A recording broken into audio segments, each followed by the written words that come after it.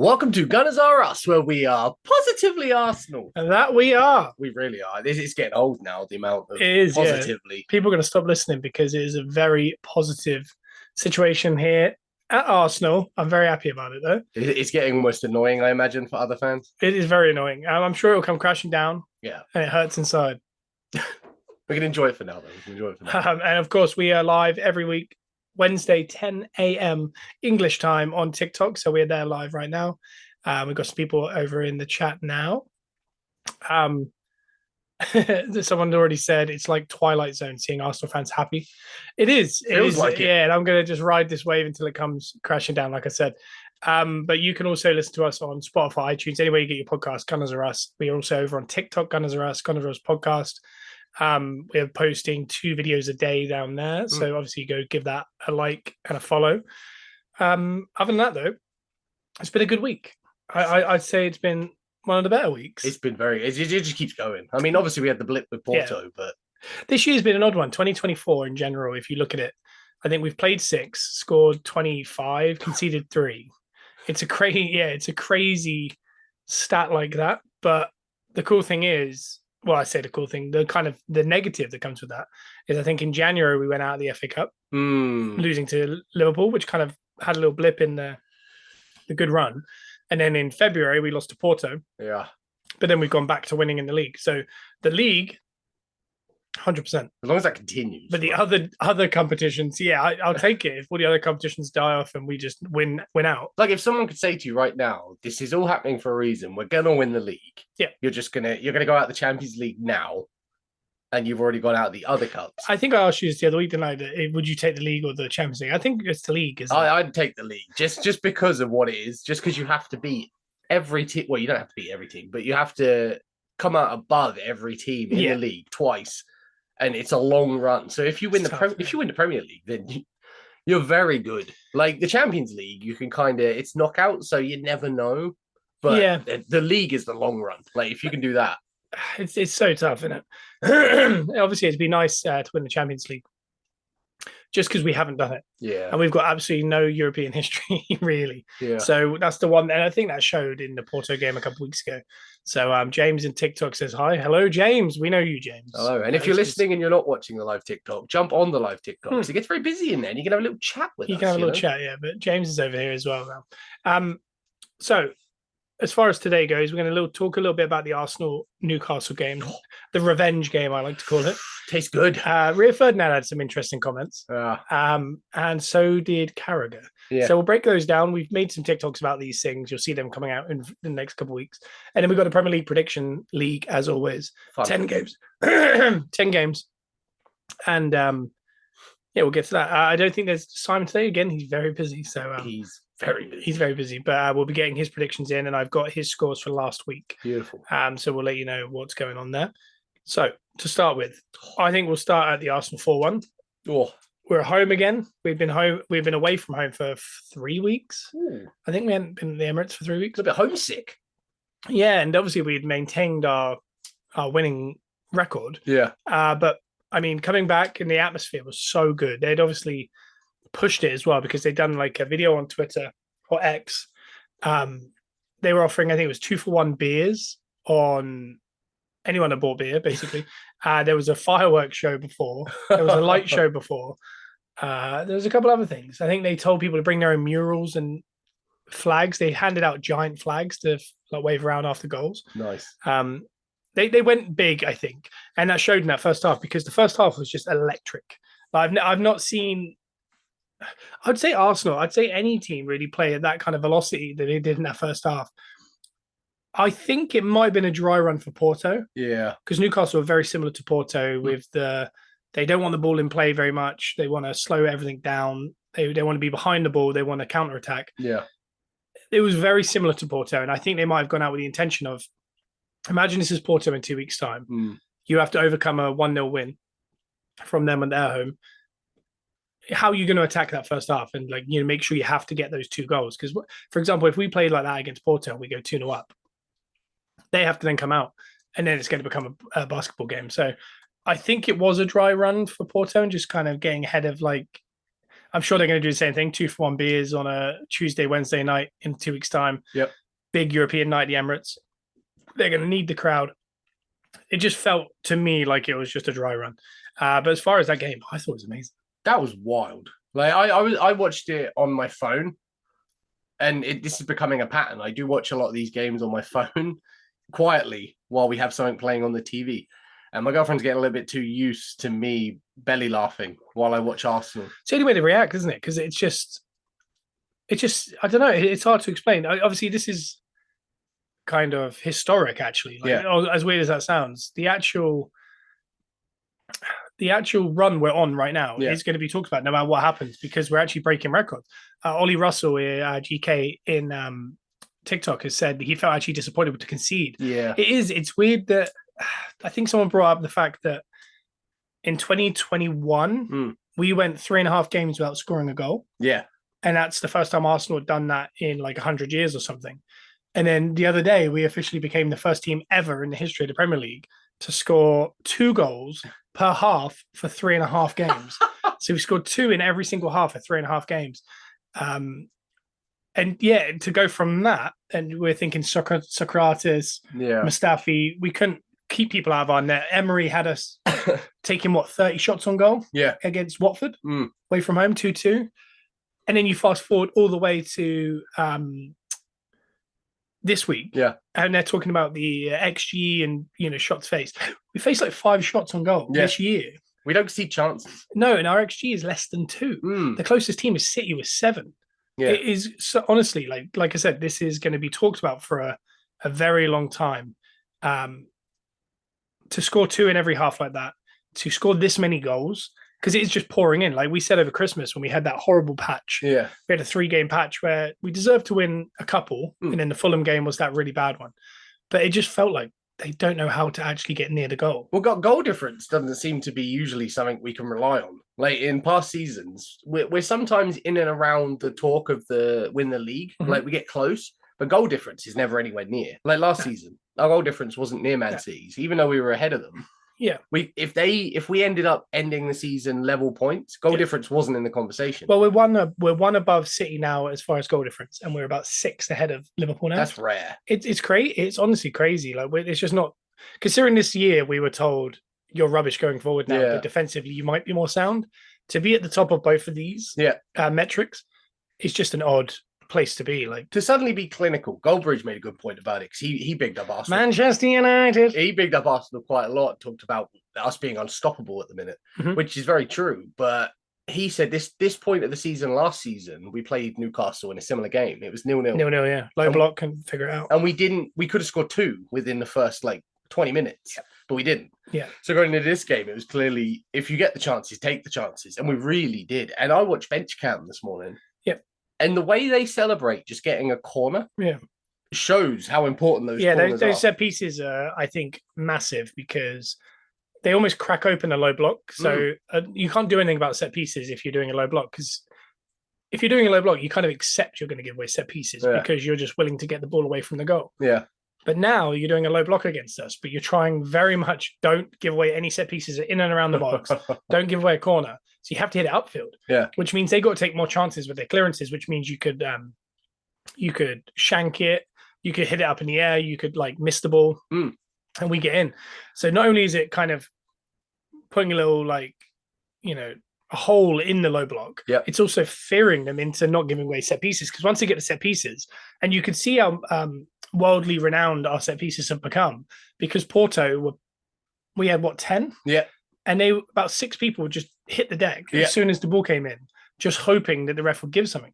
And they were knocking each other out. Yeah. We won't even do it. We were just standing still. So you can see that it's obviously gone around that maybe don't give away set piece against Arsenal, because at one point you think maybe it's not luck, but it's kind of, they're having a little purple patch. Yeah. Now it's getting silly. We're scoring 2 a game. Yep. And people can't seem to do it. And if you remember, if you've watched a lot of Arsenal games, that one against Porto, do you remember they put everyone at the far side? So Havertz was almost near the other corner and running in. And then this game, they started like that. And then they changed it to all of them were together in one patch. And every game, it seems to change. So no one's able to defend it because there seems to be a new style or a new formation to this set piece situation. It must be a fun place to be for the set piece coach, because you've got the basis that people are now scared of us from set pieces.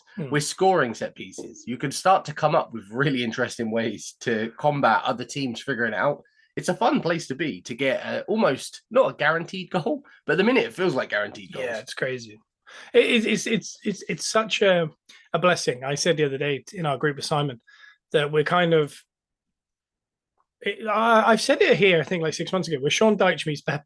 Yeah, very much. It's so weird, and always when you think about it, like City have had issues with unlocking a low block, which every team in the world seems to have. Because once people are in position, you don't move. Yeah, it's really hard. You can't really do much about it. It just has to kind of. You kind of have to just keep moving and kneading that bread essentially until a hole opens up. But very rarely do a team that have that much ball and people have to do a low block against are good at set pieces. Yeah. That just doesn't really happen. So we've kind of mixed a very English, situation in like having set piece coaches and really, attacking that kind of thing. I think it's a good way to attack Premier League as a whole, because it is. It's like an English version of being Barcelona. It's like we're going to have the ball. We're going to be very it's going to be good looking football. But the minute we can't get in, we'll just win a corner and beat you in the air. It's a great mix, because the Premier League it's become very European, because all the best players from Europe and around the world come to the Premier League because it is the best league. So to be able to mix the two, a little bit of flair, a little bit of good play, some good tactics, but also throw in the set pieces as well with that little bit of grit that the championship teams tend to bring. Yeah, it's a perfect storm, I think. It is. Oh my goodness. No? Yeah, it really is. I think it's kind of become the way in which we've got over this low block situation that really basically faulted the whole end of last season. So I love that. And Kiwior getting a goal. Yeah. He was the last outfield player that hadn't got a goal this season. Wow. So everyone's now got a goal of an outfield description. The way Arteta's got Raya playing, I'll be surprised he doesn't get a goal at some point. I was going to say, we talked a lot about it, especially with Simon, because he's a big Ramsdale guy. And we're big Ramsdale guys. We all are, yeah. But I mean, it's we can't overestimate how good or underestimate how good Raya actually has been. And again, I do think his starting positions are a little bit odd when it comes to... It's a bit aggressive, isn't it? Yeah, and again, he collects, we talked about it last week, I think it was 10 more crosses per game than any other keeper. Yeah. Which means his starting position is really aggressive. And that is also probably why we've not, conceded so much XG and shots on target. There has to be something correlated to that, because the thing that has changed in defense is Raya. Yeah. And we've conceded less shots and stuff like that. So the aggression on crosses is definitely helping us. But I think sometimes, for example, the Porto goal, I think that's an unbelievable goal. I think a lot of keepers who stay on their line potentially save that, even though it's in the corner. Yeah. It just felt he looked very small when he was diving for it because he'd come out so far. Yeah. And I think similar to the Willock goal, when we conceded that, it kind of looped over. And again, it hit the post and went in. Most keepers probably wouldn't save that. No, it's awkward. But it just looked a bit odd by his positioning when he kind of just looked tiny and all of a sudden like he shrunk. Yeah. And I think that is going to happen. Again, you think the Mudryk goal, the accidental cross back at Stamford Bridge. I think it's going to keep happening because of his time position. But I think 9 times out of 10, that is also what sets us away quickly and stops us conceding a lot of shots, is because he's so aggressive. As long as that outweighs the goals going in, we're golden. As long as if he does concede the odd weird looping goal or weird goal to the back corner, as long as it does outweigh in the other direction, I'm fine. He can do that. Well, we haven't conceded a crazy amount of goals when you think about it, and I could almost name you 6 or 7 that seem like mistakes. Yeah, is that do you know what I mean? So if you take away the mistakes, you'd be left with none. But I think if you remove those mistakes, it's probably because he's not coming out as much. And therefore, there'll be a lot more shots and probably a lot more goals. As long as we're getting annoyed by the goals we're conceding because they're just annoying that we didn't keep a clean sheet and it's not because we lost, we're fine. Ollie Russell, GK in TikTok says, the Willock one, no one is saving, but Porto goal his positioning killed him. Yeah, that's probably where I'd stand. I think the Willock one is unsavable. Freaky goal. And it was just nice to see Hale End score, wasn't it? It was only Arsenal players scoring. And he didn't celebrate. I don't know if that's because it was Arsenal or because they were already 4 down. I think it's Arsenal. I don't think he would celebrate against Arsenal. Talking about the youth as well, helping us out. Iwobi helped us out against Man United as well. Yeah, it was a good weekend for Hale End. Like someone said, Saka scored. Yep. Joe Willock scored. Iwobi scored. And even Harry Kane scored for Bayern Munich. So it was a great weekend for Hale End. Oh, goodness. Timestamp that for the trailer. 15 minutes.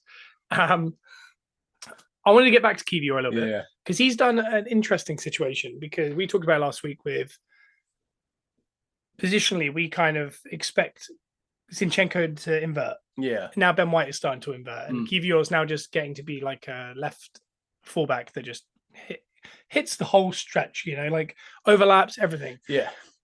Because of that, he's kind of shown his true colors because we haven't really seen him. We've seen him kind of popped into makeshift defenses that he's playing out of position. He's had to invert. He's had to do these things he's not comfortable doing. Yeah. He's finally doing something that he's not actually 100% comfortable, but it's closer to his actual position. And he's been unreal. Yeah. I think since he's joined the team, I think we've only conceded 1 goal in 4 games or so, something like that.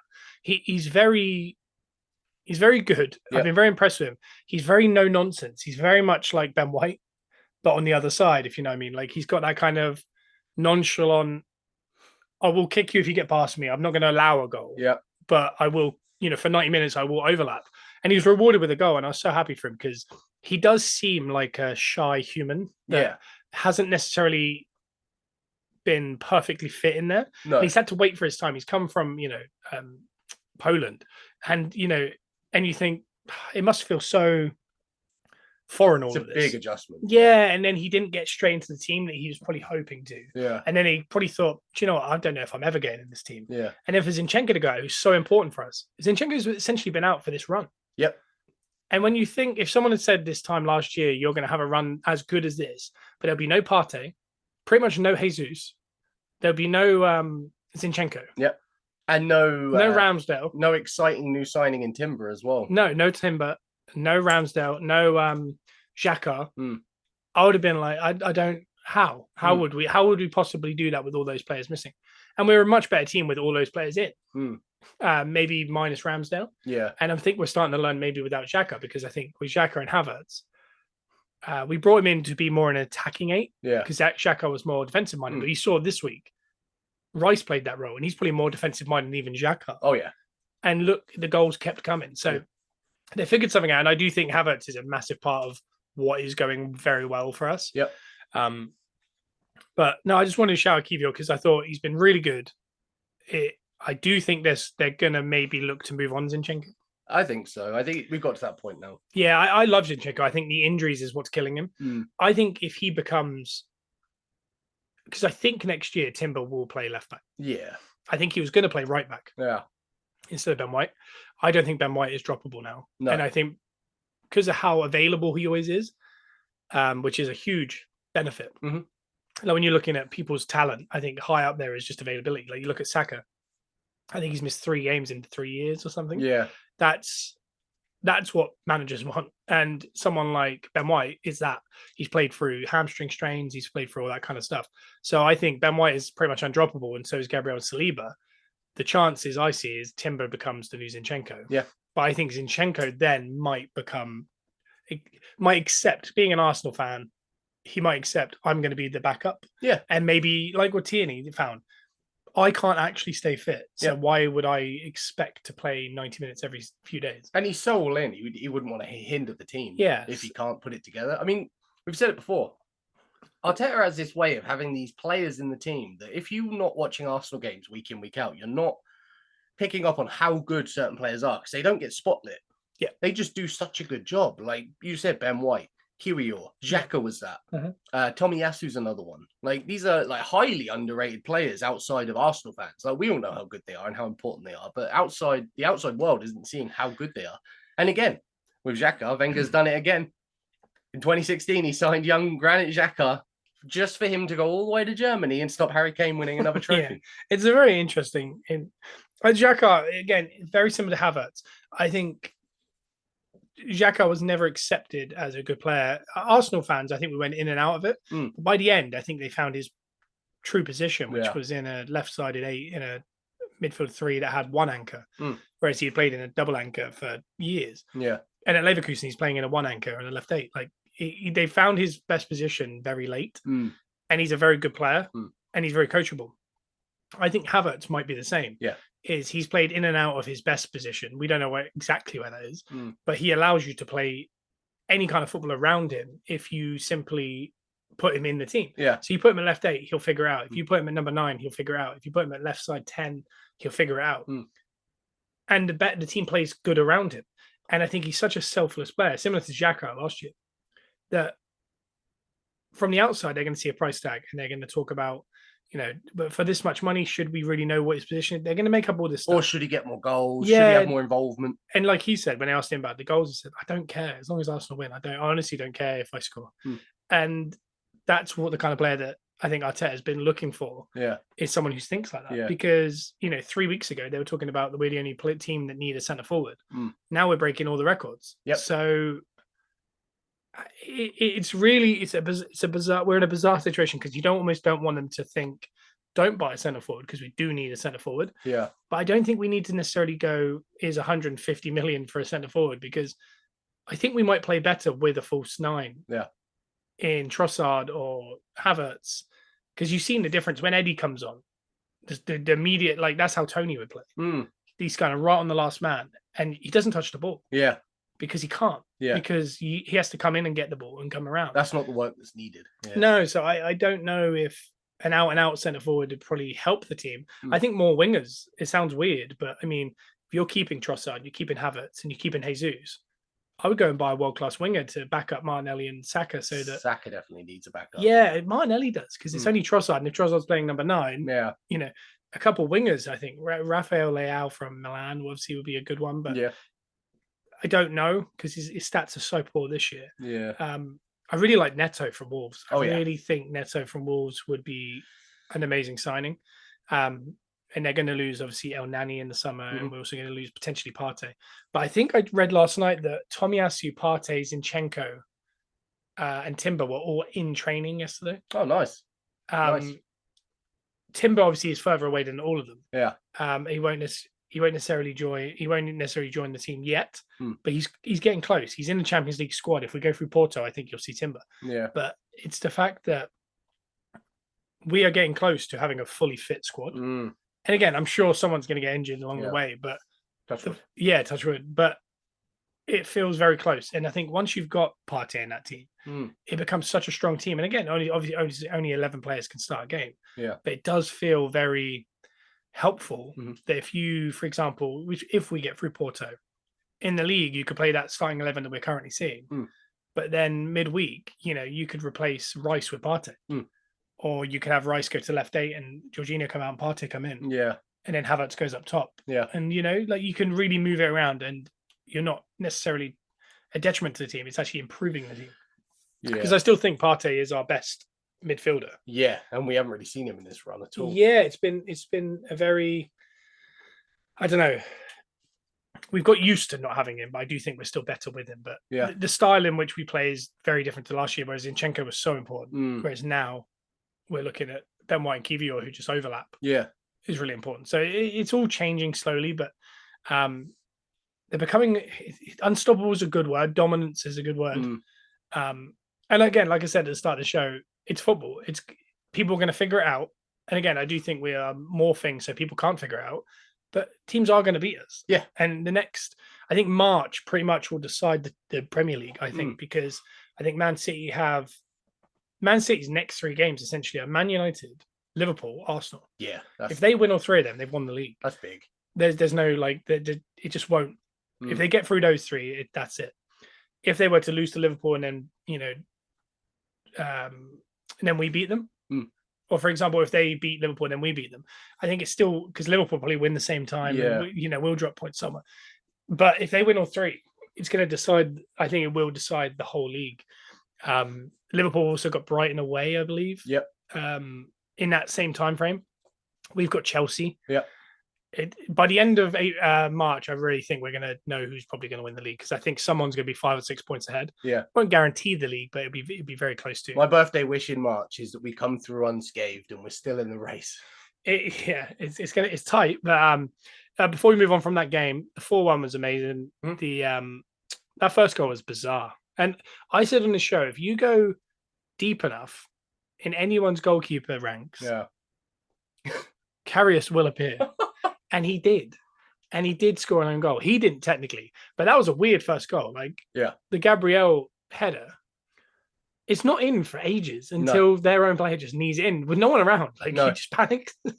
And yeah, it was just a weird goal. Even the Kivio one I thought was an own goal, but they gave it to him in the end. Yeah.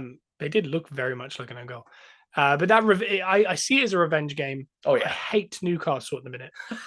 Just because of that last game, because of the push, because of the way they played Ramirez punching people off the ball, and then the refs just always loving it. Like, they didn't have that same bite. They tried at one point, and they got shut down pretty quick. The ref wasn't having it either. Yeah, and Ramirez is just a nightmare of a player, but I'm sure he ended up at Arsenal, and I love him. So let's talk. There's a couple more talking points from this week generally, and they're pundits. Yeah. And I'm going to make a TikTok about this because pundits might be getting stupider. Yeah. There's two lines of thinking. I think Carragher got caught in 4K being very stupid. Oh yeah. And very biased. And I think and that's why he hasn't been able to get out of it. Usually, like, for example, he says, get down the tunnel, blah, blah, blah. He kind of tries to be like the bigger man and like make a point online where he's like, oh, it's because of this, blah, blah, blah. And it makes everyone feel stupid about it. Yeah. With this one, he hasn't been able to, and he's just had to kind of accept that maybe he just misspoke or has completely understood the whole thing. Yeah. So, whereas Ferdinand, I think, is just doing it for clicks. Yeah. Oh, he is at this point. Yeah. Someone on TikTok says you underestimated Porto and got humbled. Yes. We did, yeah, big time. They played very well. They worked hard. I agree. So Carragher, and our TikTok's done it very well on this. Yeah. The minute that Van Dijk goal went in the cup final, it was fine. Yeah. The minute VAR got spoke about, it was almost like he was waiting, almost like he had spotted the offside, and then thought to himself, I'm annoyed if this gets disallowed. Yeah. And as soon as it got disallowed, he said, Arsenal do this on every single set piece and they get away with it. And I was like, I was watching as a neutral and I was like, whoa, why are we talking about Arsenal? Like, how could you, why are you bringing us up right now? This has nothing to do with us. And I thought, you are such a muppet. And then afterwards, he retweeted a lot of people that were saying, showing the proof how Arsenal do this. And essentially what it was is 4 or 5 of our players stand offside. Yep. And they block he was saying they block all the runners. Yeah. If you fast forward any of those set pieces, what happens is when the ball gets kicked, they're all back onside. The reason they stand offside is so they don't get blocked. Yeah. Because you're running in and no one knows where you're running back to, so no one knows which man you're getting. No one has time to set up. It's confusion, and obviously it's working. But when the ball is kicked, if, for example, Kivior is offside and he blocks a run, he'll be offside. Yeah, he just doesn't. Like Endo. Endo was offside. He blocked the run. It's offside. Yeah. That's why they will have to get back onside. Otherwise, all of our players would just stand there and one guy would just run through while everyone's been blocked. Yeah. It doesn't exist. You've completely made that up. It's fabricated, which is very kind of funny to me. Yeah. Because he can't get out of it because he realizes he's come across as very stupid. Are we in a world though? Like, because the pundits tend to be thinking more with their heart than their head these days. The younger pundits that have come through, like their Carragher's, Neville's, Ferdinand, as opposed to like the old school ones like Souness and Keane and those guys that we used to have. Are they doing this because we're in a world now where like things like X is very prominent, what fans say is very prominent, it's all very online fan heavy. So are they doing this as a choice just to kind of play into that world that we're in now where people are saying controversial things online now? I think so, yeah. I don't know if it's purposely done, but it's definitely there. When they finish, it's almost like improv. When they finish Super Sunday and they will sit in that studio for an hour and a half, they make about 20 shorts that do 10 million hits a piece on YouTube. Yeah. They know what they're doing. They say some wild stuff and they argue. And you can almost see that they're just doing a pantomime argument. Yeah. But it's again, like they're bringing online to the screen. Yeah, now. Basically. And I think as well, the other thing, and I found this with TikTok, Arsenal fans are very easily wound up because there's a big online presence. Yeah. I'll say this. I think Liverpool fans might be up there with it because anytime I talk about Liverpool on this TikTok that we're on live right now with Gunners Are Us, our numbers go crazy and everyone wants to have a comment. So I think the reason Liverpool is spoken about a lot and Arsenal is spoken about is because it does good numbers. Yeah. And I think that is genuinely it. Mm. But what's happened is it's morphed into their actual brains. Yeah. That, I saw someone the other day, as a Palace fan on Twitter. He's like, I love Arsenal. He was like, everyone thinks I'm an undercover Arsenal fan. He said, I'm not. I'm a Palace fan. He said, but from an outsider, he said, everyone goes after Arsenal, but they're like the youngest team. They play the nicest football. They're doing everything the right way. Yeah. And they're actually a difference to the people that have been running for this title for the last 6 years. Yeah. But for whatever reason, everyone wants them to lose. Yeah. And he said, it makes no sense. And he said, half of them are British. Yeah. So like that's the other thing people talk about, is that we want like a nice young English side or whatever. And he was like, it's very odd that, and a youngest manager. Yeah. All these things that they look for, when another team has a young manager, it's amazing what they're doing with such a young manager. Look at Liverpool the other day. They were talking about how, these kids were taking their GCSEs. There was an 18-year-old and two 19-year-olds in the final 11 at the end of extra time. Chelsea's team was actually younger. Yeah.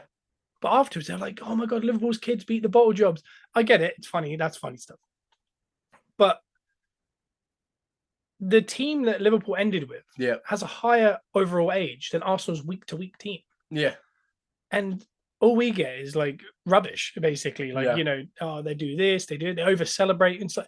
What are we talking about? When you were that happy about it, they described it as potentially up there with them winning the Champions League. Yeah. Winning that Carabao Cup. The Man United won 12 months ago. And everyone said no one cares. So it's not a real trophy. So Ten Hag was like, oh, okay, I guess it's not a real trophy. Yeah. And then you fast forward now, and Liverpool acting like it's up there with the Champions League win because they brought on a couple 18 and 19-year-olds. I mean, we were in European finals with Saka in it. Yeah. Who was 17. Yeah. We played a 15-year-old last year. Yeah. It's not, and we won Premier League game against Brentford away with a 15-year-old in it. Yeah. And no one's going, oh my God, this is up there with them going invincible. There was a 15-year-old in this team.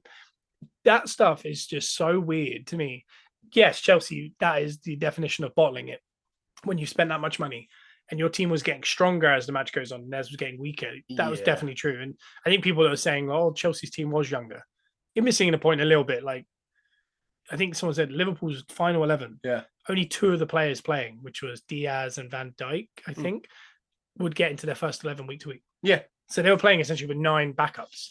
I think that's the thing. That's what it was. It's not necessarily the specific age of players. It's the experience. It's the on-field playing time. That's what I was going to say, because the guy who came on at the end, he was 19 or something. He played 34 minutes of senior football. Yeah. That was that match. Yeah. That was the 34 minutes. Yeah. And it was a cup final. Yeah. And I love all this because it's like 34 minutes this 18-year-olds played in senior football, and he's won a trophy, and Harry Kane is 30 and still can't win one. Yeah. It's crazy. So and I'm always pro, don't ever underestimate any. We won the Community Shield this year. I'm not having it as a friendly title. You got to become second in the league or win the FA Cup or win the league to be in it. Oh, you got to earn the right. So you got to earn the right to be there, and we won it. So I'm taking it. It's a trophy. At the end of their careers, they will have. I was watching Married to the Game this week. Gundogan has 3 or 4 of these Community Shields in his house. He's proud of them. I'm having it.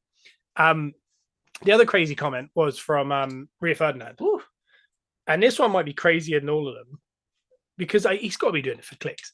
He basically said, if Man United got rid of Ten Hag and their first choice was Arteta, he would say thanks for the memories and leave instantly to join Man United. He must live in some kind of time warp. Yeah. I don't know what he's saying. I know what he's saying. I know what he's saying. He's saying Man United is such a big club that anyone would just drop what they're doing to join them. I don't think that exists anymore because that's like saying if Man United came in for Haaland, he would just go, thanks for the memories, Man City, but I have to join the biggest club in the world. Yeah. He's not, is he? Oh, yeah, I understand. I don't know. I get where he's coming from. Yeah. It's just madly wrong. Yeah, it's a weird statement. I understand, like, being what he is, like a passionate Man United fan, ex-player. He remembers the Man United he played for. Yeah. Same as when the pundits like Roy Keane and that talk about, and Neville, like nobody's playing for that badge. Yeah. And we've said it before. Like, I'm not going to throw shade on Man United. Like, I mean, they're in a bad place, but that is a big club. Like, if you're playing, it's huge. Yeah. If you're playing for that badge and that history, you should be. Well, they are the biggest club in the world. Them and Real Madrid are the 2 biggest clubs in worldwide football. And I understand what Rio's saying, but at the same time, it doesn't exist right now. Times move. Haaland's already rejected them. Yeah, and like, it's a different place. It's a different club. Yeah. The rebuild that Arteta had to do with Arsenal, a club that he loves because he captained them to cups. Yeah.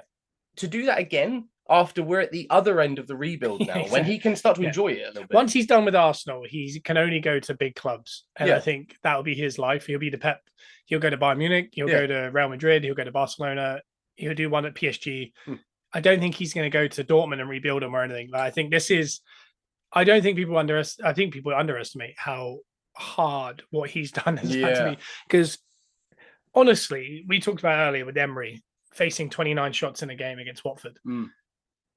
And this week, there's been some really good interviews from his first 6 months where he was explaining, and we've talked about how crazy this whole thing is. But he was almost explaining what's happening right now and how he said in 4 years' time, judge me on how we're playing in 4 years. If there's dominance, if there's, if we're conceding no chances, if we're scoring goals, if the crowd is full, if the flags are up and all this kind of stuff. And again, people will be like, well, yeah, that's exactly what you're doing. But you forget when he came in, the crowd was 20,000 people in a 60,000. We were in a bad place. We were out of any Europe. Yeah. We're 8th or 9th in the league last year. We were conceding that many chances. Yeah. It was a mess. The wage bill was huge. Yeah. I think I saw this week that the wage bills for the 2022 season, we're 4th or something. But I think it's City, Man United, Liverpool, Chelsea. So we're 5th. Then it's us. Then it's Tottenham. But I mean, us and Tottenham are around 240 million a year. Yeah. I guess it is. Yeah. Yeah. And Man United, Man City is over 500 million. Yeah. We were up there. And not doing very well because we were paying Aubameyang massive money. Yeah.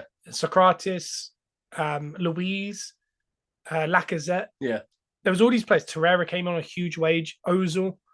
There was this check. There was these random players on randomly high wages, and we're still getting rid of the last remnants of that. Yeah. For example, Cedric is like our 5th highest player, and he's still there.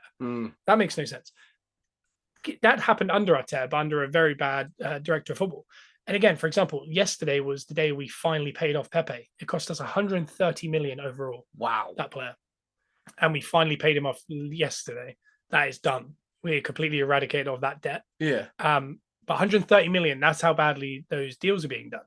And then you look forward to how well the deals are now. When you look at Jorginho for 12 million. Yeah. And you look at Trossard for 21 million. Yeah. And there's other teams like, Mudryk signing 9-year deals at 90 million. And Casado, 120 million for 8 years. And again, those guys are good players. And obviously we looked at them. But that's what teams are doing. And then that's essentially where we were. Yeah. And I think Chelsea have talked about it this week, saying that Arsenal, the model they're copying now, Man United have talked about it. Yeah. Because they said they gave their manager time. They gave him not full control, but Arteta close to. Arteta and Edu are combined. Yeah. The talent ID, and then they go get those players. And for example, Emery didn't have that joy because Emery came in and asked for a right-sided winger and got a left-sided winger. Things like that. He didn't necessarily get what he was needing. And I don't think it's Emery's fault. I think he's a good coach. But it's the fact that what he's done is crazy. But people still aren't kind of crediting, like I said earlier, we're in a title race. People should be going, oh, come on, Arsenal, you can do it. As opposed to they're probably going to bottle it again, all these kind of things. For example, we bottled it last year. Yeah. If Liverpool don't win the league this year, all we can say is they bottled it. But everyone's going to say, oh, they had injuries. It was expected. The work Arteta's done with Arsenal, it's very rare to see that in modern football. I say in modern football, it's the last 20 to 30 years now. But it's only been a few times done. Alex Ferguson did it early with Man United. They weren't what they are now. He took them where they are now. Wenger did it with Arsenal. We were very much a middle of the road team. He came in, reshaped the whole team, and took us to titles. Yeah. Klopp in the modern era has done that with Liverpool. Klopp took Liverpool, who were very much very middle of the road team. Very similar, like high wage bill, but for very average players. Turned them into an absolute force. Yeah. Arteta's currently in that process. He's the newest version. But the problem with where Arteta's at right now, he has to do what Ferguson, Wenger, and Klopp did and win the league or the Champions League. He has to win something. That's the bit that's missing so far. Yeah. But Sorry, I was just going to say, Yeti Collectible Gang said, but look at Ramsdale, Ben White transfers. We played stupid money. We did. I think in hindsight, Ben White's money is correct for a world class right back that's always available who can play centre back and left back. He's very thankless. Ramsdale one again. We were going to sell him for over the price. Yeah. At the time, it felt that summer felt like we overpaid for a lot of people. Yeah. But in hindsight, in the way the market's gone, I don't know. Again, do I think we'll get 50 million for Ben White? Probably not, because I don't think people understand how good he is. Yeah. I think I know what you mean. Ramsdale the same though. Like Ramsdale, I think. Well, he was rated the highest keeper in the world this time last year. He's underrated now because of what's happened with Rio and things like that, because it's changed slightly. But I think last season and the previous season, he was unbelievable. Yeah, so like he was definitely outplaying his price tag. And if you're going to talk about price tags as well, I mean, Declan Rice is a bargain at this point. It's crazy that I think that's the first 100 million plus signing in the world that has happened where everyone would say that's a bargain. Yeah. Nearly every single one can't live up to that price tag, but I mean, he's been unbelievable. You were saying about bringing in a trophy. Yeah. And I was looking at Klopp because obviously he's leaving at the end of the season. Let's say he doesn't win anything else. The end of the season, he's going to be, he would have won, I think it was 2 Carabao Cups, an FA Cup, a Premier League, a Champions League, a Super Cup, and a Club World Cup. Yeah. And a Community Shield. I think it's like one of everything and then 2 of Carabao, but he's won everything except the Europa or something like that. But he might this year, and he might actually add. He basically won one of everything, and he's done it in. I think he's been at 8 years. Yeah, and again, he's still not finished. Like this year, he might still win the FA Cup. He still might win the Premier League and the Europa Cup. That's what Arteta has to do, because Arteta's now been there for half the time Klopp has been at Liverpool. Yeah. And this is around the time that Klopp started to deliver. It took a few years. Yeah, because the first few he wasn't winning stuff. And then he started to, compete. And again, I think he would have won more Champions Leagues if he wasn't up against Pep. Yeah. Yeti just, I want to clarify, he said, don't get me wrong, they're all class. But we could have been, definitely better deals could have been done. We're working on it though. Like, as a club, they're definitely improving we're on getting it. better. Even Timber for 30 million, I think people are eventually going to realize how good that is. Yeah. I think he has to start delivering. He's got a Community Shield, 2 Community Shields. Yep. And an FA Cup. It was 1 FA Cup, was it? Yeah. Yeah. Won the FA Cup straight away, and then the following year won the the Community Shield, and then he's won another Community Shield. Yeah. And again, Community Shields aren't necessarily in there, but I mean, like with Klopp, they were in there. Trophies are trophies. Trophies are trophies. As far as actual playable ones, not Emirates Cups and things like that. We're not Spurs, He has to start delivering. This year can only be Champions League or Premier League. Yeah. If he can win one of them, I think then you're looking at, we're on the start of, not a dynasty or anything like that, but he has to just rep away. Because, for example, if we win the Premier League this year, which I don't know, to be honest, you then go win another Community Shield next year. Yeah. And all of a sudden it's like, oh, you got a Premier League, FA Cup, 3 Community Shields. It's starting to pack out. Yeah. Because I don't know how many that is for Klopp, but Premier League, Community Shield, 2 Carabaos, FA Cup, Champions League, Super Cup, Club World Cup. He's won 8 trophies in 8 years. Yeah. Arteta's 3 and 4. Yeah. When you're looking at the same types. I imagine Arteta's very happy with where he's at in the progress. It's pretty much played out exactly how I imagine he wanted it to play out. Because even last season, when we were in the race until the end, even we were saying at the time, this might be like 1 season too early. I wasn't expecting this. Well, it's like Chelsea and Man United, I feel like, are still they're going to be in a rebuild for a few years. Yeah. Klopp's leaving. Yeah. If Pep was leaving as well, I do think we would have a shot at winning a couple leagues here. But Pep's going to linger. I just feel it. He's going to linger around, and because he's waiting for this deduction or whatever's going to happen. He wants to be a part of that. I think he wants to make a point. You got to think it'd be Arsenal City title race next year. I don't see necessarily anyone joining in. If we can continue, obviously, because City are going to always be there, aren't they? Unless City have a down year. But it's annoying that Liverpool and City are both as good as they are this year, and so are we. Yeah. Because I genuinely believe City are slight favourites because they're just so good at it. Yeah. And then I think it's Arsenal, Liverpool. Who knows? Well, I think like Life of Kingo just said, you're into a 4-year process. We're not even into a year. I wish other Chelsea fans would have faith. Like, we've talked about Chelsea on this quite a few times, and I'm a fan of the potential that Chelsea have. Like, with Poch, I don't know how long Poch is sticking around, because I noticed he very much ignored Bowley at the end of that cup final. Bowley's the one that's ruined it, because if you can they make money. So if they offloaded like 10 players in the summer Yeah. and just stuck with the ones they want, make Conor Gallagher your guy and all that kind of stuff, Yeah. I think they do have a shot at kind of, if they stick with it for 4 or 5 years, they'll pick up trophies. Yeah. And they'll pick up wins and they'll start creeping back up the top like we did essentially. Yeah. But no, I do think, Arteta's 3 trophies in 4 years. This is his 4th year, technically. Full year. Yeah. I think it's 4.5 years at the end of the ship. Yeah. But if you said 4 years, 3 and 4, and if he does get one more, and it has to be a major now because that's all we're in. Yeah. 4 and 4, and one of them being a major, I think he'd be definitely on the trajectory of what Klopp and all that guys did. Oh yeah. We've been rambling for quite a while, so we're going to move into Premier League Prediction League. It's a lot of leagues in there. League. But on TikTok, you're just going to see us keep talking. Yeah. I like to say this. But we right now are going to do a little break for our sponsors from SeatGeek. We just want to shout out to SeatGeek for sponsoring. We recently became a brand ambassador for them. SeatGeek is a ticket app that takes the confusion out of buying tickets. They have a 0 to 10 scale for each ticket to know if you're getting a good or bad deal. Green is good, red is bad. Plus, my listeners get $20 off their first purchase with them. Just use promo code TBA Wrestling. The link in the description will be below this episode. Just remember, TBA Wrestling is the code for $20 off your first purchase. And we're back. Ooh, Thank you, SeatGeek. Yeah, that'll be in post. So if you're listening, iTunes and Spotify, on TikTok, make sure you download the pod. So we're in the Prediction League. I can tell you last week, Simon got 4. Okay. You got 5. Woo! And I got 5. Whoa. So it's tight. We did go very similar games last week. Yeah. But Simon's on 101. I'm on 109. You're 117. Oh. So, but hey, there's how many rounds of games? 12? Yeah. There's a long way to go. Long way to go. We're in the hundreds though. So I think this is a 12. No, there's no 12:30 games. So it's 3 o'clockers. It's not much football on TV. It's weird. Jay Miller says, who you guys got in the FA Cup quickly? I can't bet against City, but the way Klopp's going, he's probably going to win everything, isn't he? So probably Klopp. I like Klopp. No, I'd like to see Klopp go out with a bang, just because I think he deserves it. I just don't want to have to argue with Liverpool fans forever of who was better or whatever. Yeah. So if he just wins a Carabao Cup this year, I'll be happy with it. Yeah, I think City though. I'm going with City. Yeah. That performance last night was Worrying. wild. It was worrying. So first game, Brentford versus Chelsea. In TikTok, obviously, let us know what you think is going to happen in these games. Brentford v Chelsea. What you got?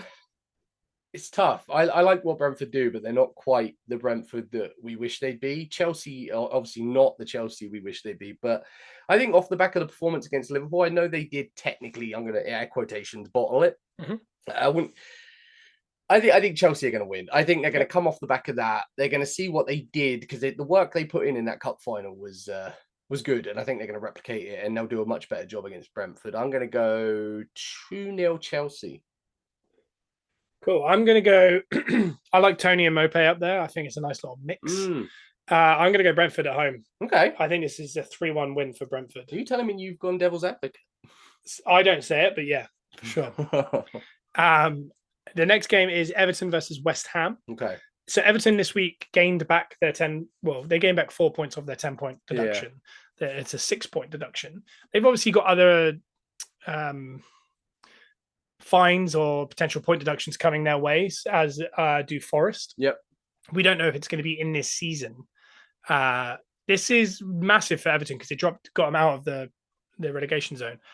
I don't want Everton to go down, but I also don't want Luton to go down. I think Sheffield United and Burnley probably deserve to go down. Yeah. But I really want Everton to do better. I like Deitch. I just watched Married to the Game. I love Tarkovsky. Yeah. From the show. Everton at home. West Ham finally found some form this week. Yeah. Bowen getting a hat trick. I watched that game. I thought Brentford were very unlucky. Yeah. I don't think West Ham were that good. Yeah. It just felt like one of those days. For example, we couldn't score a goal even though we were playing very well over Christmas. Yeah. And now all of them are bottlenecked and they're all just coming out at once. So we're just getting goals. When I was waiting for that game, I thought, there's no way West Ham hadn't scored in 4 games. Yeah. I was like, it's all just gonna happen. It's top level football. They're gonna score.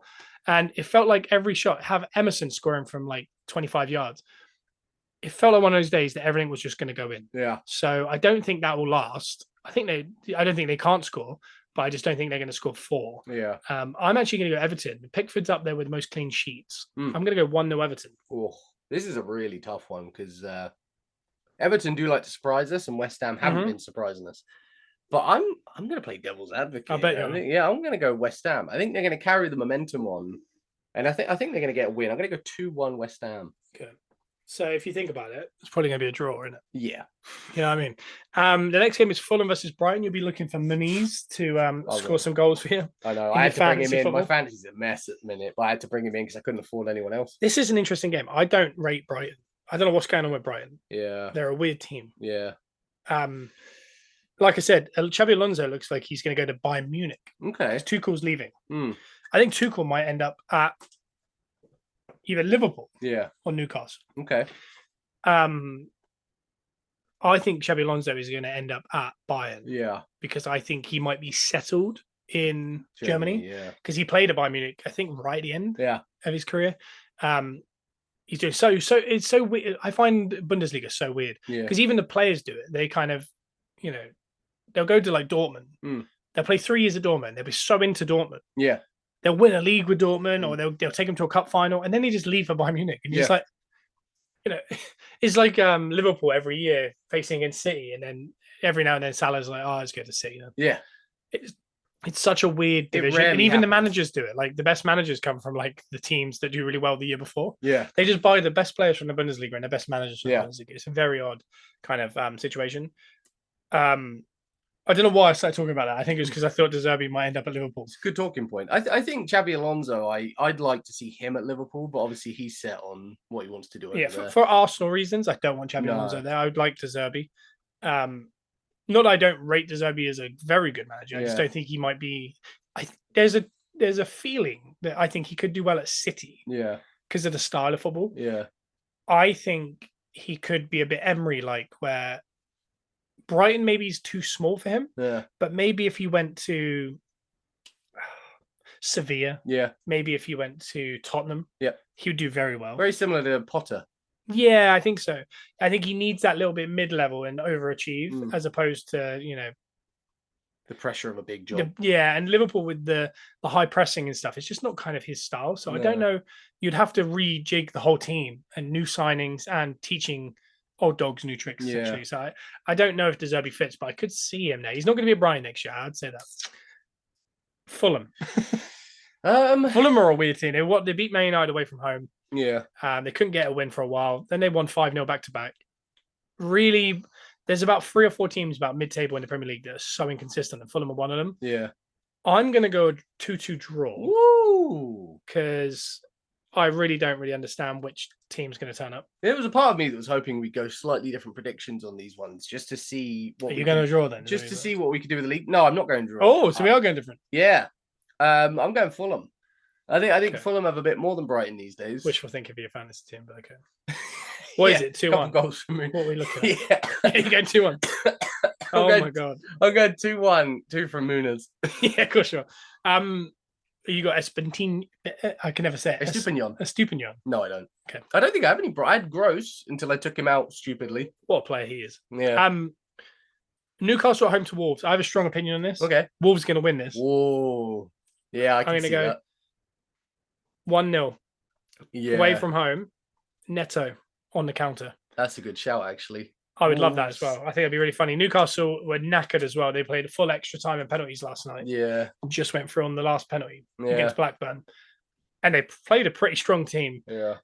They got an absolute hiding from us as well. So I don't know if this has been a good week for them. But yeah, I think Wolves are very strong. I think Wolves are a better team than Newcastle at the minute. I agree. Yeah, I'd say this with Wolves. They struggle to score sometimes. They do. They're very good up until the last minute, and then they're very poor. I'm going to go Wolves as well. Oh. Yeah, I was hoping we'd go slightly different on a lot of these. Yeah, can you imagine if we had 10 completely different? That'd be wild just to see how that plays out. Yeah, I'm going to go Wolves. I think it'd be 2-1 Wolves. I think it'd be very similar to the Tottenham game from last week. It's so funny when I go through these a week on, because sometimes we've gone very. I can't remember what it was last week, but we were both very sure by the looks of it on a certain result that just was the complete opposite. Yeah, my betting. Bet responsibly. Yeah. Forest at home. Do not talk about the counter attack. Okay, but they're against Liverpool, so their counter attack is going to be pretty good. Yeah. I fancy Forest here, not to win. Yeah. But Liverpool have got so many injuries. Do we know if Salah's back? He's got a 75% chance of playing according to Fantasy Football. Yeah. Luke is it says up the Arsenal. I appreciate that. Listen to Gunners Rust podcast on Spotify and iTunes. The if Salah's back, obviously we think so. Liverpool. I have a theory that Liverpool just don't actually lose ever. That worries me. They're a force. They haven't lost. I feel like they haven't lost in about 4 years. I haven't watched them lose for a while, no. I remember they lost to Wolves last year, and I feel like that was a thing. And then there was that one when they lost to Watford when they nearly went unbeaten. And we were at a wrestling show. It was right before COVID. And it was such a relief that they finally lost. It was just like February 2020. And between then, I don't think they've lost a game. Yeah. They just seem to just win. But when I watch it, I'm like, it's similar, not as similar to Man United. Man United are actually poor. The old Man United. Yeah. And I know a lot of people say Liverpool are really good. When I watch it, I'm like, I don't know how they keep winning, but they're winning. And especially, they've got all these injuries. Yeah. It's like this, like a voodoo that Klopp has. They just, as long as there's an atmosphere, they'll win. And it's just, I don't know how they do it. But they will win that. But I'm going to go draw just for the sake of my heart. Okay. So 1-1. I'm going to go 3-1 Liverpool. Yeah. Because Forest will score a counter-attack goal. Shut up. Next is the Spuds versus Palace. I'll say this every week. Spurs aren't great at home. They get a bit panicky. But Palace got a new manager bounce. They won this week quite comfortably. Yeah. But it took them a while to break them down. If Eze and Elise were playing, I'd be very confident on the counter-attack 2-1 win. Similar to what Wolves did to Spurs a couple of weeks ago. But Spurs haven't played. Are they playing in the FA Cup tonight? Yes. I guess they are, or unless they've gone out. I can't remember. No, I think they are. They haven't played for 10 days because they were one of the teams that didn't play at the weekend. Yeah. You'd think they'd be back firing. They've got Maddison back now, that they should win this. Yeah. But I'm just going to go devil's advocate. Ooh. Not that you've chose Spurs, but I can't choose Spurs. I just can't do it. 2-1 Palace. Okay, so... do you know what they remind me of at that stadium is Arsenal when we first went to the Emirates? Yeah. It was almost like a pressure that we couldn't overcome. They create a big stage and they can't quite perform. Yeah. I'm going to go Spurs. Okay. Yeah, I think Spurs will win this. 2-0. Okay. Yeah, I don't like doing it, but there you go. So next one is Luton at home to Villa. I think That's this is fun. an interesting game. That's fun. Luton last night against City at 4-2 down. They missed 2 clear chances to score that any other day they would have gone in. It would have made it 4-4. Yeah. And I know at the end we're all going to go. We ended 6-2. I think it was. They were never going to win it. But at 4-2, they really showed something that I thought was interesting. They got in a lot. And a Man City fan just joined, I think, in the group. City were unreal last night. Yeah. And I think Simon's dad, Simon usually on the show, said his dad went. He said they didn't get out of second gear, but it might be the best team he's ever watched live. I can imagine, and that's a worry because De Bruyne got 4 assists to Haaland. This is what they do. They find form at this time of the year and they go. At the weekend against Bournemouth, I thought they were really average. I don't know. Luton, I'm really impressed with because they're just so good going forward. The fullback Doherty, I really like him. I think Chong has been unbelievable for them. Barkley's played his way into the England team. Barkley and Mainu from Man United need to be in the England lineup that doesn't have Henderson or Phillips. Yep. They called him the Yorkshire Pirlo. It turns out he's the Yorkshire Pudding. That's what they're saying anyway. Yorkshire Pirlo is actually the Yorkshire Pudding. That's just for the clip. That's good stuff. Double treble incoming, lads. You heard it here. That's from a City fan, as you can imagine. I'm not going to say you're wrong, to be honest. I can't deny it. No. What are City still in? Everything. Yeah, probably. Of course. They could easily win the treble again. They're definitely favourites for the league. Yeah. As much as I'd love us to win it. They have to be the favourites for the Champions League. Yeah. And I'd say they're favourites for all 3 of them in. So yeah, they're treble, terrifying. I can't see him not doing the double. I just don't know what the double is. Yeah. Get well soon, Jack Grealish as well. Yeah. And we got a City fan joined, and then literally Tom, who has an Arsenal badge as his thing, has just joined. So hey, we're all going. Hey guys, listen to Gunners Rust podcast on iTunes and Spotify. We're trying to predict the league this year, this week. We got Luton versus Villa. Anyone in the chat, let us know what you think, Luton or Villa. I'm going to go Luton. I just really like them at home. I think it's going to be high scoring. Yeah. Watkins get a couple from my fantasy team. Yeah. But I think Luton might be too much. I don't know why. So I'm gonna go Villa. So it looks like whatever happens this week, there will be a swing of some kind because we've gone very different on a lot of these. Or I get half right, you get half right. It's exactly the same. That is true. So you go Villa, yeah? Yeah, I'm gonna go Villa. I think Villa will just win. Like, Okay. Shall I just put win? Just win.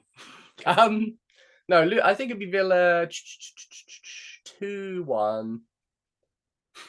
You don't have to go. It's because my mind's like calculating. Slow. Yeah, but you just said you go 2-1. Everything was done. 2-1, 2-1, 2-1. All the way from home.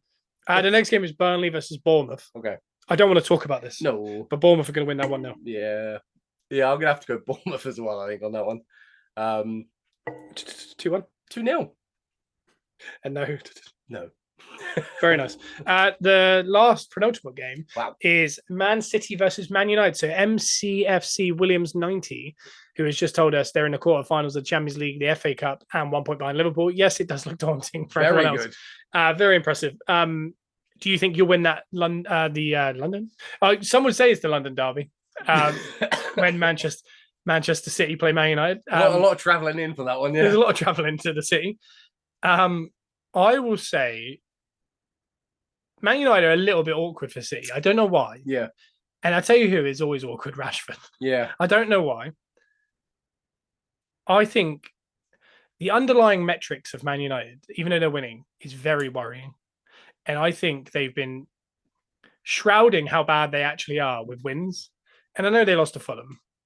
But when you watch how they lost to Fulham, if they played how they played against Fulham against Man City, they will lose 9-0. Yeah. And I'm not even joking. Yeah. It will be 9-0. But they always seem to get up for the derby. And I don't know with Rashford. I don't think Man United will win. I just think they might score. Yeah. I'm going to go 3-1 Man City. Okay. So as you were talking, I was leaning towards Man United a little bit. I was thinking this could be like a nice shock win. I think I'm going to settle on a draw. I think it'll be an awkward game. Man United will make it awkward because, like you say, they get up for these ones. And I'm going to go 1-1. I was going to go 0-0, but I just want some goals at least. Yeah, we never go 0-0 on these. No. But very often there's a 0-0. We like goals.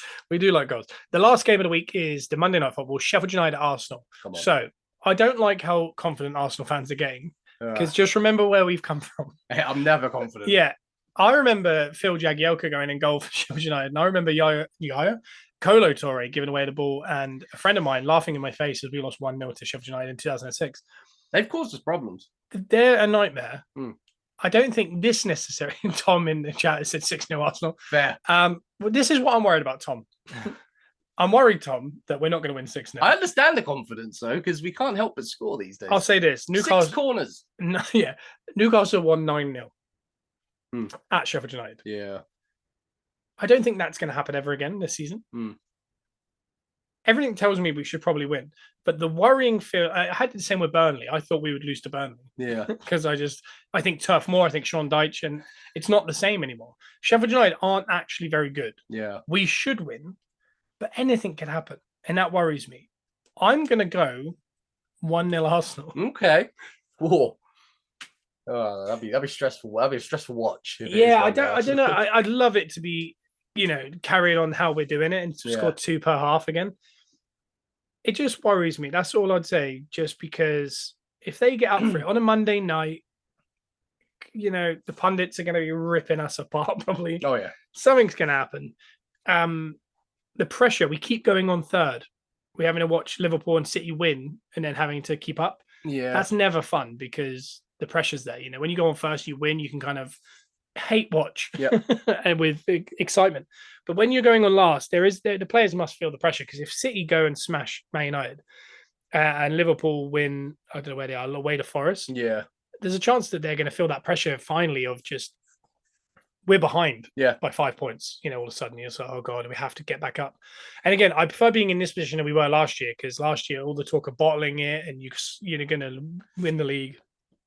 That's not happening this year. To chase. It's nice to chase it because obviously it's not in our hands, but the pressure's less. So we're not expected to win it. So if we do, this is good. Do you know what I mean? So it's for me, I like being in this position, but I don't like playing third just because I worry the players are going to panic essentially. I'm going to go with Tom in the chat. You're going to 6-0? I'm going to go 6-0. So, Tom, this is our joint prediction. So, if this comes true, I want you to come back next week and we can celebrate together. That's a nice thought. And we'll be back here next week at 10 a.m. English time. On the Wednesday, we're Gunners R Us podcast. It'll be up by midday today, I would have thought. If not about 1 o'clock. This podcast goes up pretty quick afterwards. We are on every single Wednesday. We also have a YouTube channel, but we have this TikTok. If you're listening to this on iTunes and Spotify, give us a 5-star review and then go over to our TikTok and follow us there. Watch all our videos, like all our videos. I think we've got some a nice mix of funny content. It's an Arsenal, it's an Arsenal TikTok, but I mean, we make fun of a lot of things, including ourselves. We've got I'm an Arsenal fan type TikTok that pokes fun a lot at Arsenal fans because you gotta laugh at yourself, gotta have a bit of fun. We're all here for fun. Let's enjoy the ride. Exactly. But we'll be back next Wednesday where we'll be doing a Premier League prediction of I think it's Arsenal versus Brentford. Then we've got 3 home games in a row. We've got Brentford, Porto, and Chelsea in 7 days as of next week. So next week a lot busier. We'll be talking about Champions League again, and we'll talk about some other bits.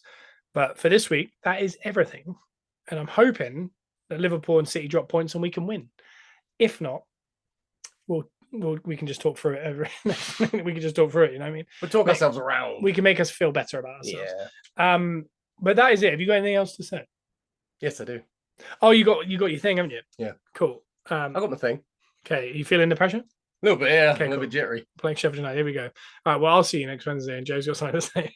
So on Monday night, Sheffield will have to be united because as they draw their blades, they're going to quickly realise you never bring a sword to a cannon fight.